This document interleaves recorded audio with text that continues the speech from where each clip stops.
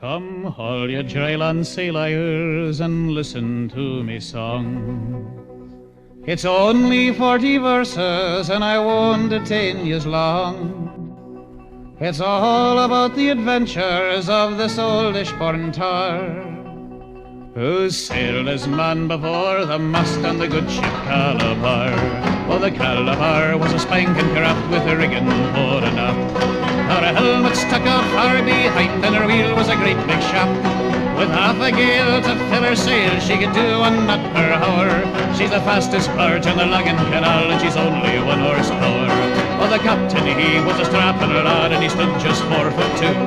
His eyes was red and his nose was green, and his cheeks were a Prussian blue. He wore a leather medal that Tina won and the crane he wore, and the captain's wife was the passenger cook on the good ship Calabar.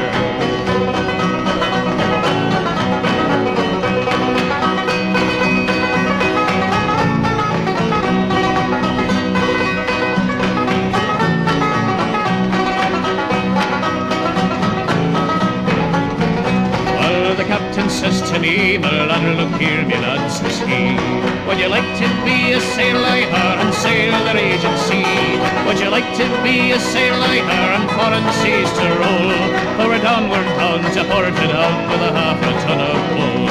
It was early next morning, and the weather had been sublime, and passing under the old Queen's Bridge we heard the Albert chime, and going along be the Gaswork Street at a very dangerous part, well, we ran aground on a lump of mud that wasn't marked down on the chart, and all became confusion and the stormy winds did blow. The boatswain slipped and an orange peel fell into the hold below. "Put on more speed," the captain cried, "for we are sorely pressed." But the engineer from the bank replied, "The horse has done his best."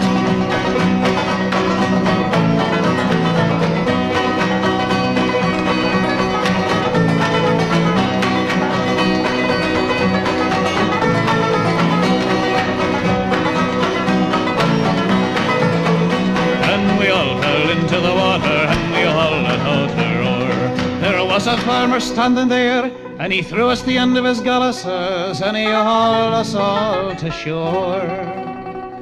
No more I'll be a sailor or sail the raging main, and the next time I go to Portadown I'll go by the bloody train. I'd